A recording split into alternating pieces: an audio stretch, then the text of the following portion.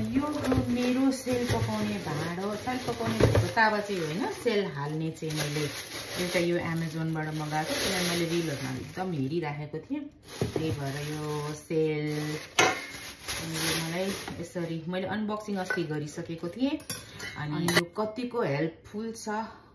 म चाहिँ सेल बनाइसकेपछि अनि तपाईलाई भन्छु है